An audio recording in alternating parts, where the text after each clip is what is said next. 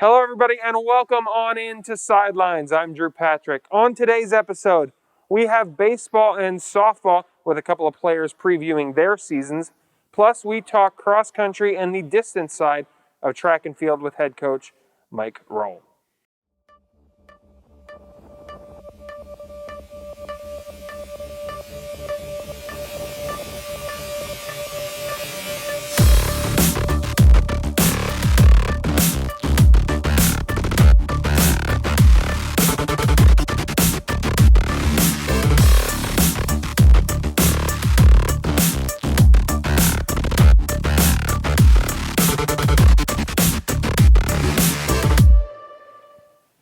Welcome back on into Sidelines. Joining me at the desk now to talk baseball, we have Tony Brown and Jake Manke. Thank you so much for taking the time. Thanks for having us.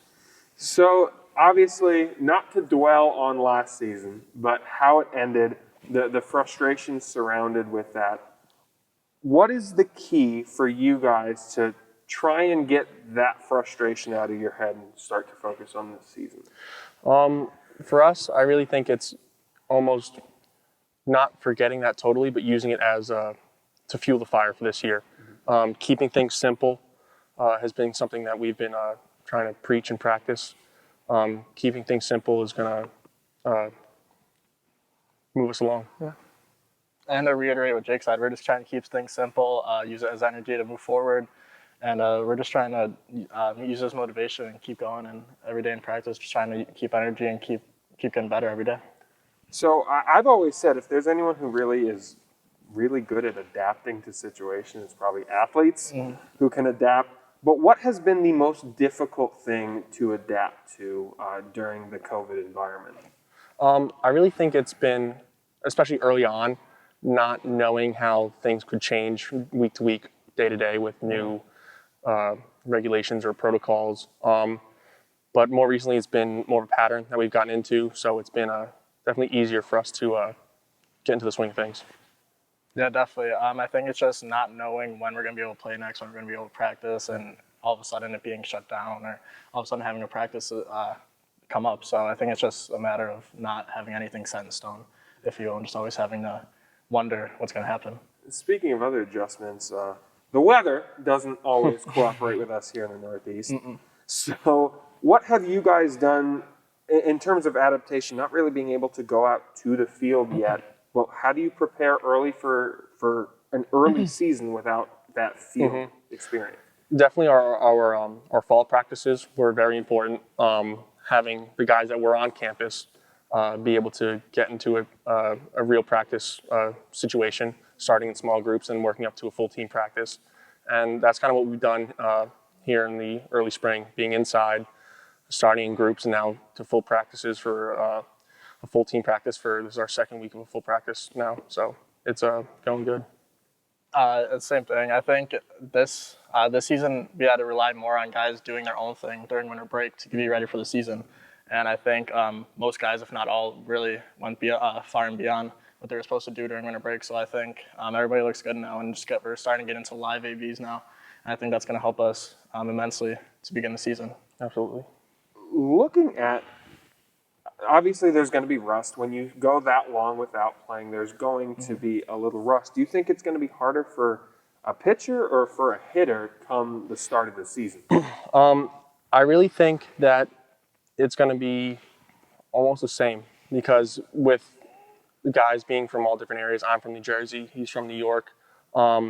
I know some gyms and some baseball facilities weren't open. There are different regulations, how many people could be in at the same time.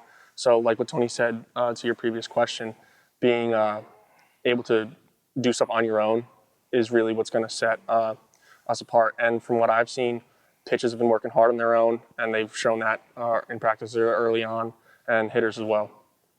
Yeah, I think personally, hitters are going to have a tougher time just getting the timing down. We haven't seen live pitching in over a year so far, so I think definitely hitters will have a little harder time adjusting and getting back on track.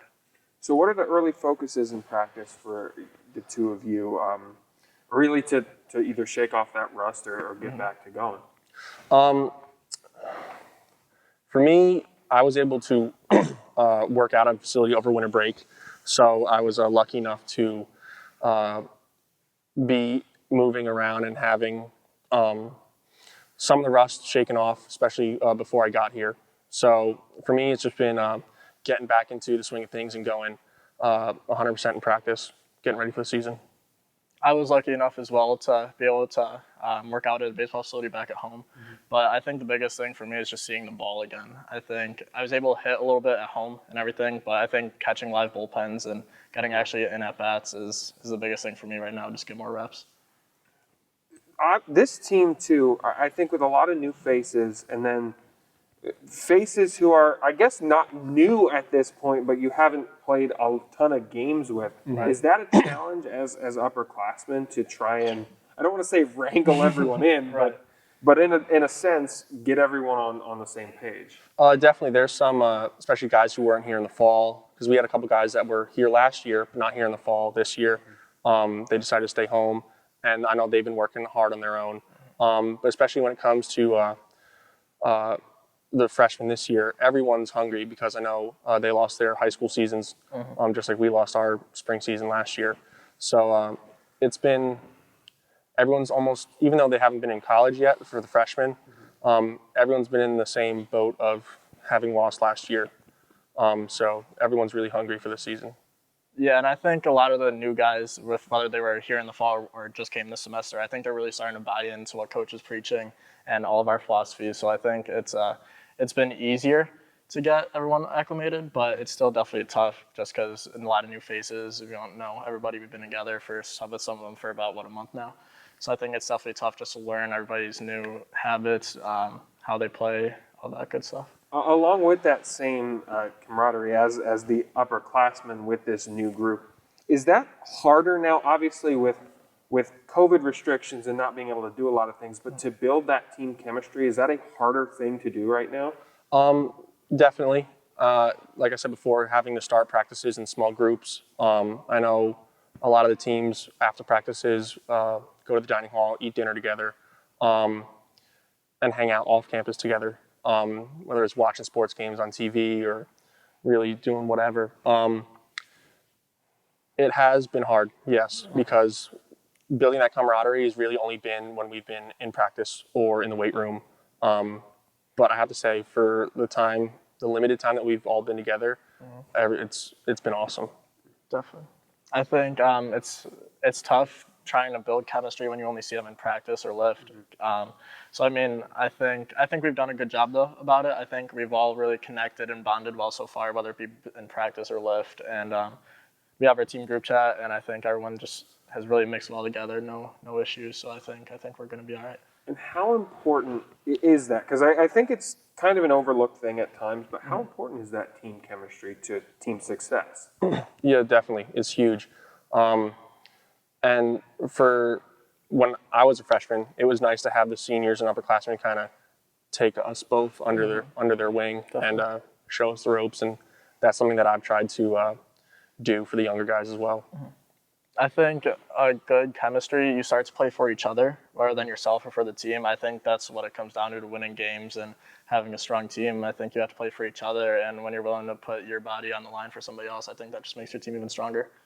So looking at this season, what are your goals, either individually or as a team, for this upcoming season? What Coach has been preaching is compete. We have to compete. After losing last season, we had a lot of highlights in the short amount of games that we played, and we want to build on that and keep the momentum that we built up through the fall, through the spring so far. Just keep that momentum going and hopefully surprising people.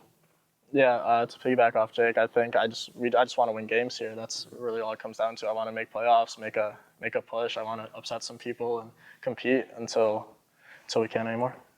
Well, can't wait for the season to start. I'm sure you guys can't also Absolutely. wait for the season to start. And thank you so much for taking the time. Thank you for having us.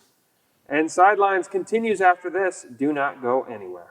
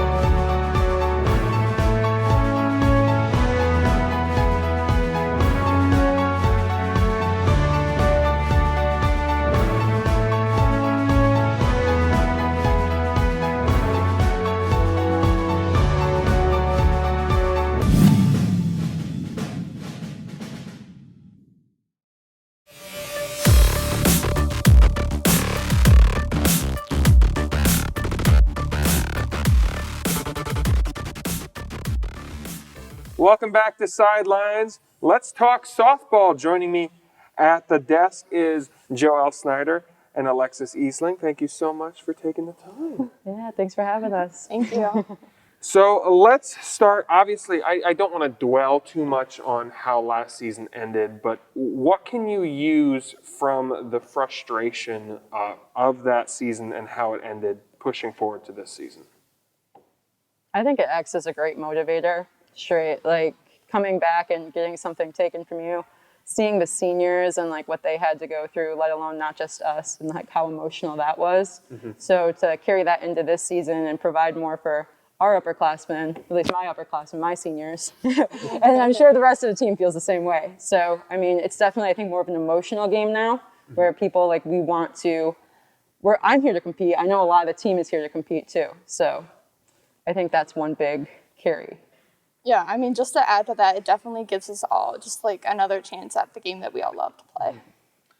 And so I've said this, and I said this before, and I'll keep saying it, that as athletes, you're used to adapting to situations. And it's obviously you never want to adapt to something like that, but you guys are probably more in tune to be able to adapt. So with now COVID restrictions and everything else that's thrown on you, how do you feel that you guys are capable of adapting to the new way of life, so to speak? I mean, I think one of the things that I've really noticed, like with all like the COVID regulations, it's really like separated us like physically, but now that we're all together practicing, I think all of that has made us more closer than like teams that I've been on in the past. So I think like that separation period really drew us all together, and I think that's really important. I think though another thing too is like kind of like regarding the last question too, like just having the opportunity again, because we all weren't sure that we were even going to have a season. So like the time, like Lexi said, the time that we had together, like we embraced that and we cherished that, because I mean, you know, at the drop of a hat, like the season could be gone tomorrow. So we just try and appreciate our time together. So let's touch on that a little more, and that team camaraderie, because again, with restrictions, it's got to be tough at times to really get together as a group. Sometimes it's just practice. How hard is it, or is it difficult to build that team camaraderie? Well, one of the things like Coach She always says is control your controllables. And I know that's a lot easier said than done. But I think when you really think about that and you control like your attitude and your effort and just things like that, I think it can make a really big difference in all of that. Not saying that it's easy, it is difficult at times, but I think like at the end of the day, like knowing that, you know, I have your back, you have mine, like that's really, really important while going through all of this. And to go off of that, with the COVID restrictions now, you can't just, when you're at practice, like, yes, you have to obey the COVID restrictions. When you're in university, obey the COVID restrictions. But when you go home, like, there's no one holding you accountable, really. So, I mean, and your actions impact the whole team. So if one person sits there, like, she has to have my back off the field following the COVID guidelines to make sure that people can still play. No one's being, like, I mean, we have some people on the team that have, like, that are compromised. So we need to be careful on that. So I think that's another thing that has really helped us develop that camaraderie that we need too, is that we know now that we have to have people on and off the field, even more than what we used to. So the other kind of thing that you guys have to deal with right now is we live in the Northeast, so the weather doesn't always cooperate with us. In fact, it never cooperates with us. And with the snow that is on the field, practicing indoors and trying to get that same sort of experiences without being able to go on the field, because Mother Nature sometimes is a jerk. What is that a difficult transition, or what can you take from the time in the gym that you have to focus on without being out on the field? I mean, I think years in the past, I mean, we've always had to like deal with the weather, deal with the snow, being stuck inside, stuff like that. But I know it's simple to say. I know for me personally, I'm just appreciating like the opportunity to even like have a gym space, you know, have a team practice, to be able to scrimmage against each other, to be able to see live pitching, and just to be able to like, you know, have that team atmosphere that we didn't have before. So I think like for me, I mean, it does stink that we can't be outside, because I think that would definitely help all of us and the team atmosphere. But I think what we're doing right now, and also with us like controlling the controllables and just taking one moment at a time, at least like for me, I think that's like good enough. And I think that's like something, I don't want to speak for everybody, but I think that's something that like most people like take into consideration too while moving forward. So. And I think there are some constants even when you're in the gym too. Like when you go to practice, yeah, you're practicing the physical things, but even like mentally, like your mentality stays the same the whole way through. Like you show up and you own it and you're ready to play at practice, at games, no matter where you are. So, I mean, whether you're at practice and you're really struggling that day and focusing on your mental toughness, or you see that teammate doing that and you have to like cheer them on. So, I mean, those are some things that like you can always work on regardless whether you're in or out. Physical, I mean, yeah, there are definitely some adjustments, but I mean, even outside, like we have times where the field's really hard. So you got to adjust to a soft field if you go to another one the next game. So, I mean, I think those are things that we're all capable of doing and relatively easygoing for us. So looking at this season, I think another unique thing, because it's been a while since you guys have had the game, obviously, and everyone's in that same boat. And I'm excited for the spirited debate here. Who do you think's going to have a tougher time readjusting, a pitcher or a hitter? Again, that's why I said I'm excited for the debate. Okay. Well, You can lead it off. I'm okay. all right. I guess I mean, if you think about it, I mean, they both kind of go like hand in hand, because yeah, we've been like, as a hitter, like we need to see that like live pitches and like have live at bats. But that kind of gets complicated, if like the pitcher is uncomfortable or just something like that. And that's all I really had to say. I know about that. the hitting. I mean, I know our pitching staff, like, a lot of us, we're excited to get out there. I'm so excited to, like, get out there. I can't wait to, like, strike people out, honestly. Like, I can't. That's just the way it is. I mean, I can't even wait to just go out and compete and just, like, pitch balls that, like, can be... And honestly, when it comes down to it, like, pitching-wise, I think the mentality, like I said, I'm a big mentality person. So, like, that stays the same regardless of... you need to go out there, whether you've been off for 10 months or pitching every day, and you need to be like, I'm going to own it, and I'm going to strike you out. Even if you throw like 10 balls in a row, nope, I'm still going to strike you out the next pitch, or like within the next 3 pitches. So that's just, I mean, I don't know. I really think that the mentality of the pitching staff is where it needs to be right now. I really think that we're ready to go. I think the same, like, with our hitters though too. I mean, like, we've only been scrimmaging, a few times, but like everybody's going in like with just some type of like fire in their eyes, and I think it's just because we've had so much like taken from us. It's more of like Lexi said in the beginning, like it's like a motivation. It's a motivation to want to go in there, no matter what the end result is of like, okay, like dang, I struck out, or man, I missed a pitch that I really wanted to hit. Like no matter what, like it really is a blessing to like be in the box. And yeah, I will say the same thing. I'm ready to be out there. I'm ready to compete. I'm ready for the warm weather. I'm ready to be out in the outfield, picking the grass. No, I'm just kidding. But yeah, I really think like not just as a hitter or like being a part of like the hitting lineup, I can probably speak for like both us and then pitching. Like we're all just like, we're ready to play. Like we're ready to go. We're ready to be out there and just compete.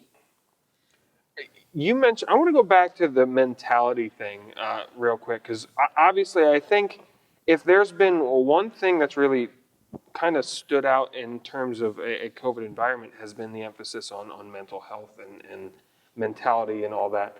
When you see, as really some of the more experienced players on your team, the upperclassmen, seeing young or underclassmen who might be struggling, freshmen who are struggling to get used to a college environment, let alone a COVID college environment.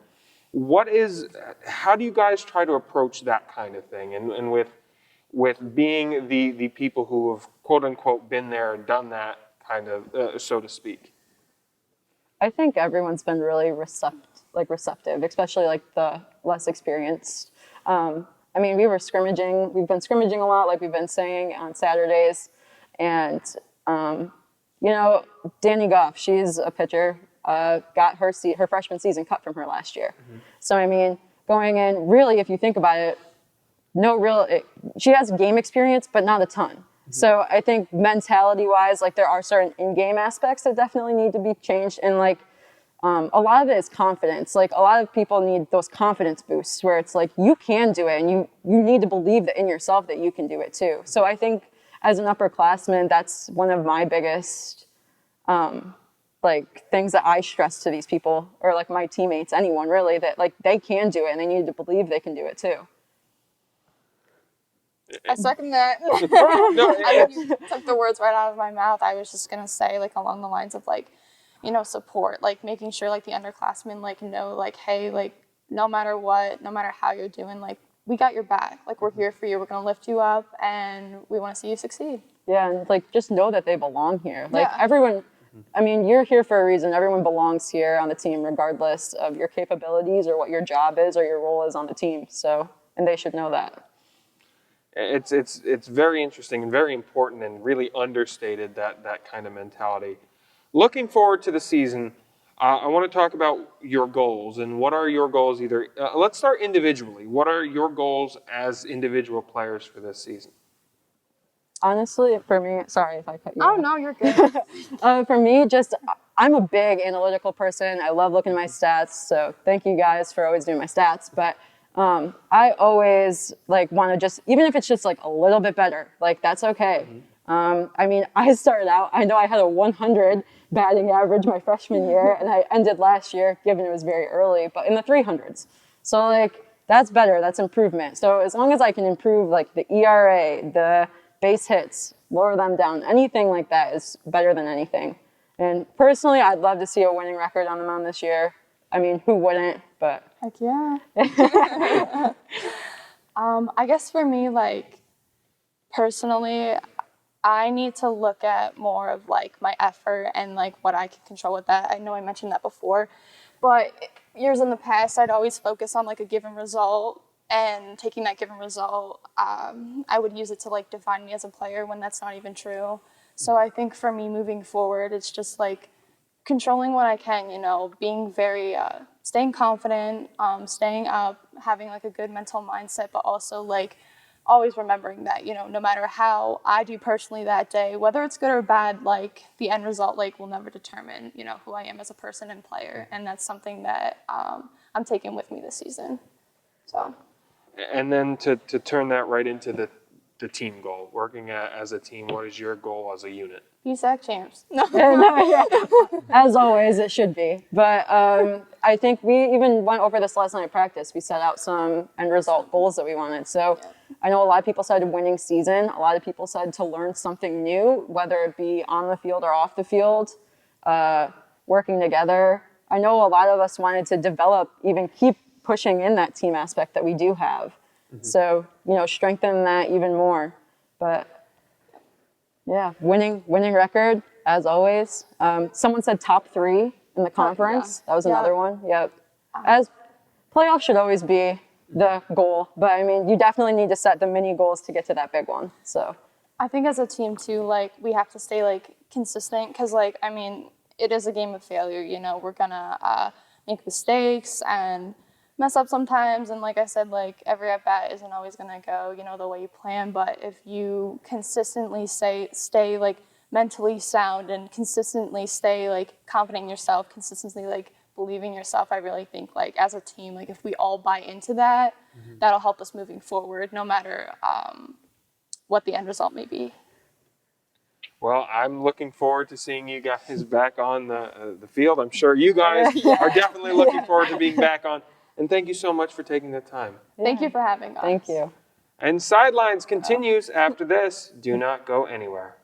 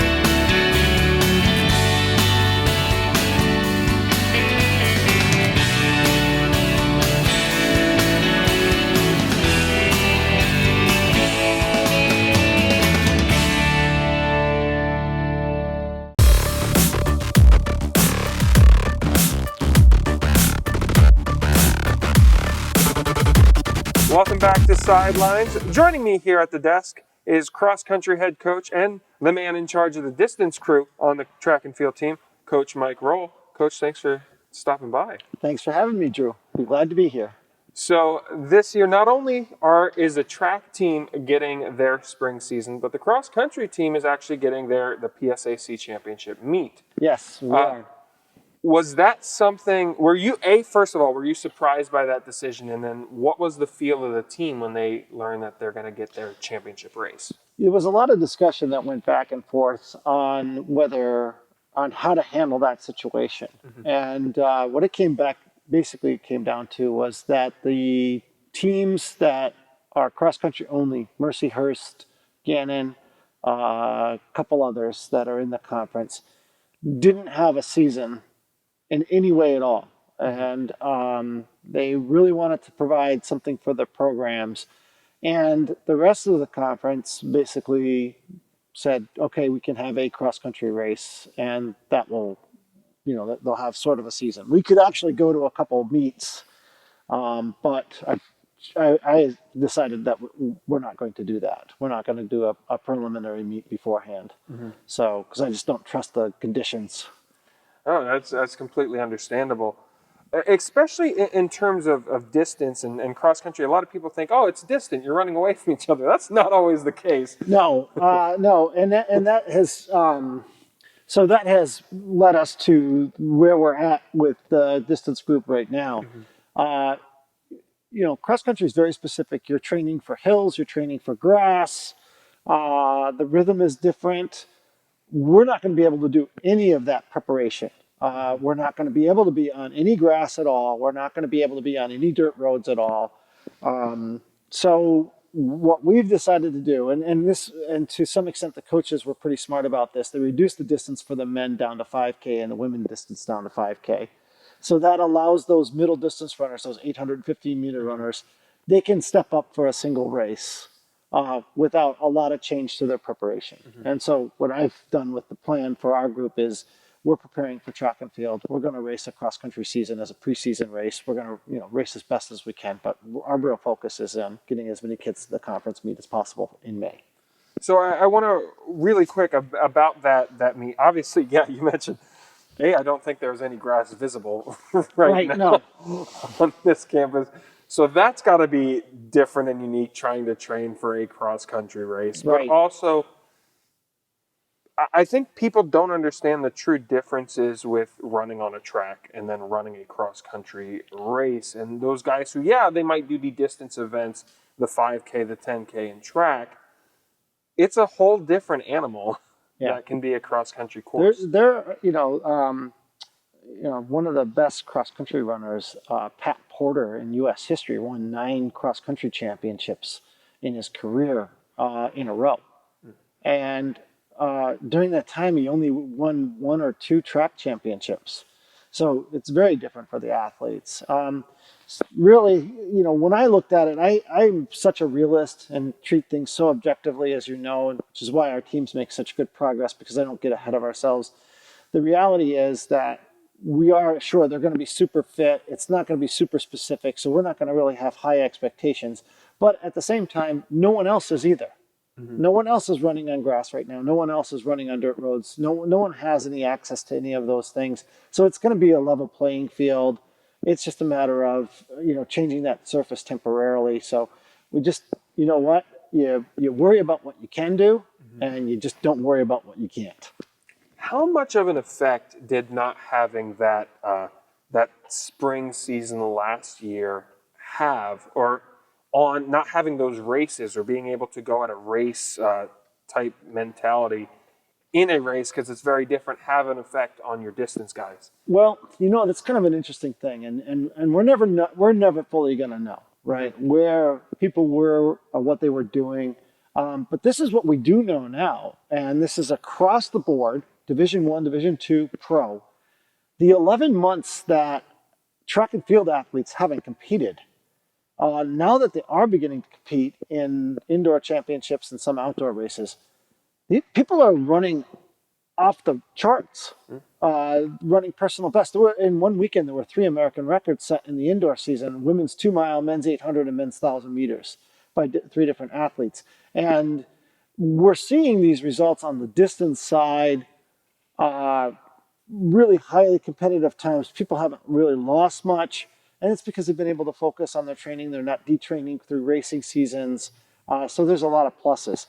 I see it with the group that I'm coaching right now. Our distance runners are very fit. They've been doing a lot of training on their own. They've made it through the hard parts. And a lot of coaches are seeing that.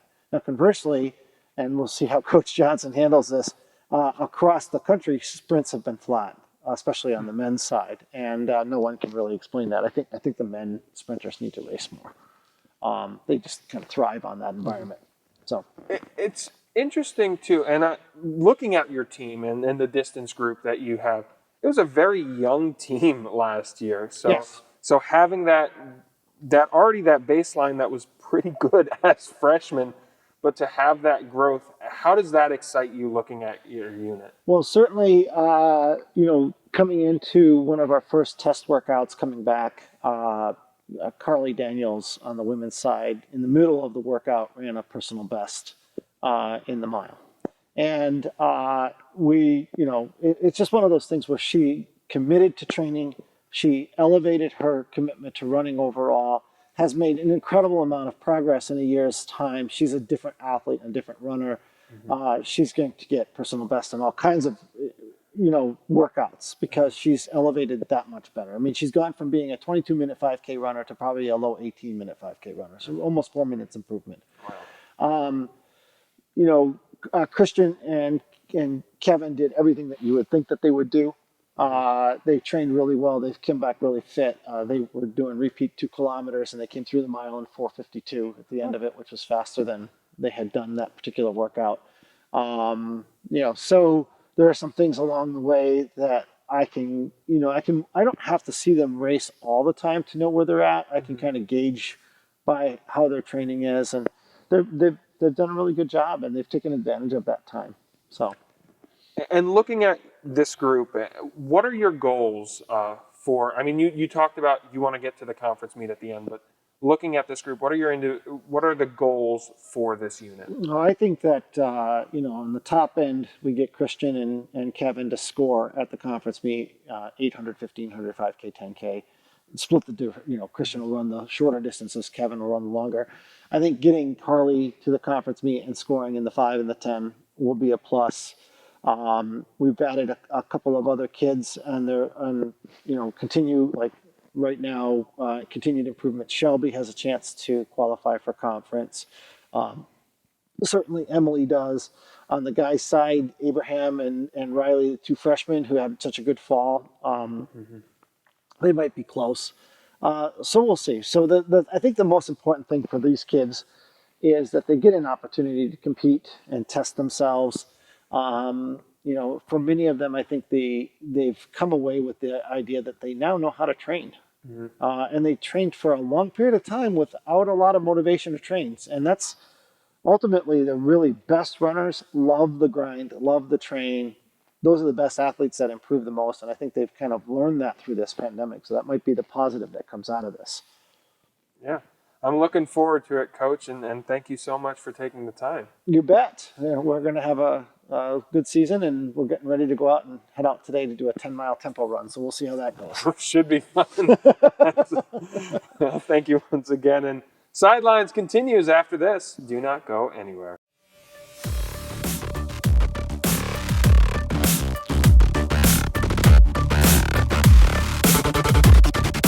What characteristics exemplify a Mansfield mountaineer?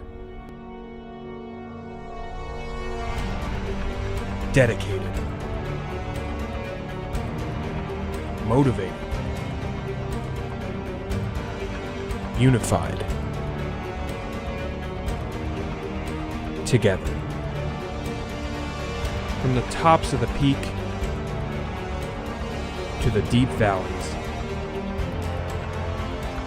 Mounties stand together.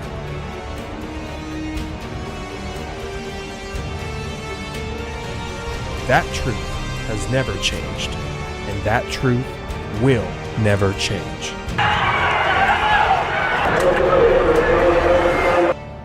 Though things may be done differently, we still stand strong. 250 student athletes,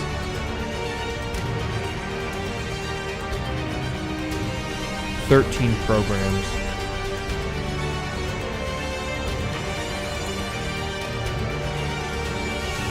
one mountain,